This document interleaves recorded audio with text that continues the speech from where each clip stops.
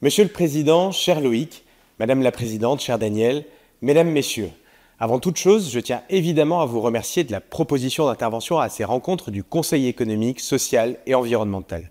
Je suis bien sûr désolé de ne pas pouvoir être parmi vous aujourd'hui, mais je tenais à vous adresser ces quelques mots. Quelques mots de félicitations d'abord pour cette initiative conjointe. La crise est présente, j'en suis parfaitement conscient. Elle est complexe, elle est multifactorielle et elle ne peut pas se résoudre avec une ou deux mesures miracles. La hausse des taux d'intérêt, le niveau des prix du foncier, la hausse des coûts de production, la lenteur administrative, le défi de la transition écologique sont autant de raisons qui, d'une manière ou d'une autre, influent sur le marché du logement alors que la demande reste très élevée et que l'offre est trop faible sur beaucoup de territoires. Dans ce contexte, il faut des solutions percutantes, innovantes et collégiales. Ce temps de travail commun, les liens qu'il permet de créer, les idées qu'il permet de faire émerger sont une très bonne nouvelle pour le ministère du Logement que je suis. Et je serai à l'écoute de vos projets, de vos idées, comme je l'ai déjà été lorsque nous nous sommes réunis quelques jours après mon arrivée. Je profite aussi de ce temps d'échange qui m'est donné pour vous faire part d'une première conviction. La confiance est la clé de la réponse à la crise et j'ai besoin de vous pour qu'elle soit retrouvée.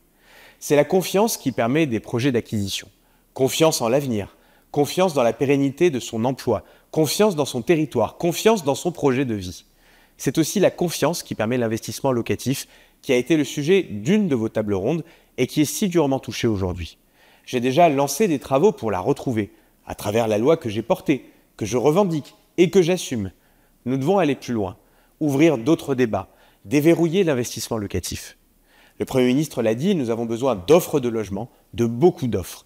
Les investisseurs, particuliers et institutionnels, sont les piliers de ce choc de l'offre. La semaine dernière, 14 assureurs se sont engagés à investir 400 millions d'euros. Dans quelques semaines, une proposition de loi sur les règles de crédit déposée par Lionel Causse sera examinée par le Parlement. La mission d'Anaïs Glemer devra permettre de proposer des solutions concrètes pour redonner confiance dans la rentabilité de l'investissement dans un logement loué sur de longues durées, dans le respect de contraintes budgétaires qui sont le gage d'une souveraineté financière et d'une stabilité essentielle à la poursuite d'un relâchement des taux d'intérêt qui commence à porter ses fruits. Et à côté de ces efforts, je veux poursuivre l'effort de régulation pragmatique des meublés de tourisme pour favoriser l'offre de longue durée quand les élus et les territoires l'estiment prioritaire ou insuffisante. Ma deuxième conviction, c'est qu'il faut une approche résolue et pragmatique sur les difficultés auxquelles sont confrontés les propriétaires. Ça a été ma philosophie au moment de la loi que j'ai portée pour apporter des réponses concrètes. Aujourd'hui, un logement squatté peut être libéré par le préfet en 48 heures, en quelques jours. C'est pragmatique, c'est concret, c'est rapide. C'est ma philosophie concernant la transition écologique. Personne ne conteste l'urgence à rénover les logements pour consommer moins et donner du pouvoir d'achat aux Français. C'est pour cela qu'avec Christophe Béchu, nous avons entendu les acteurs et nous avons adapté l'aide MaPrimeRénov' de manière pragmatique en permettant de nouveau aux passoires thermiques de recourir à l'aide par geste, en simplifiant les agréments des accompagnateurs Rénov', en simplifiant l'obtention du label RGE pour les artisans. Et j'espère que cela portera du fruit concret dans les copropriétés que vous accompagnez. C'est aussi pour cela que nous allons créer de nouveaux outils dans le projet de loi sur l'habitat dégradé. Il y aura des outils pour les élus locaux, il y aura aussi des outils pour les copropriétés. Je veux notamment évoquer avec vous le prêt collectif. Il nous faut désormais mettre en place cet outil avec les banques et je suis prêt à me déplacer chez le premier syndic qui fera souscrire un prêt collectif dans les prochaines semaines ou dans les prochains mois. Enfin, je vous exprime une troisième conviction. Nous avons besoin des syndics. J'ai besoin des syndics. Vous êtes des partenaires de la puissance publique, des relais pour la rénovation énergétique, pour la prévention des dégradations dans les copropriétés, pour le redressement des copropriétés.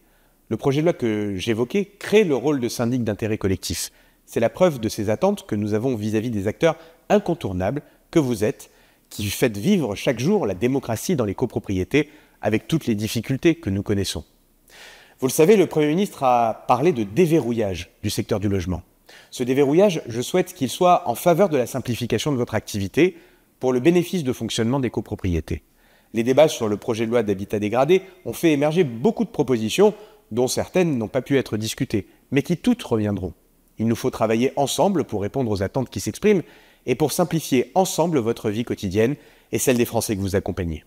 Ce sera le travail auquel je m'attellerai dans les prochains mois pour que des propositions puissent être faites ensemble au cours de la deuxième partie de l'année. Monsieur le Président, Madame la Présidente, un grand merci à nouveau et un grand bravo pour cette organisation conjointe et pour votre invitation. Très bonne suite de débat à toutes et tous et à très bientôt.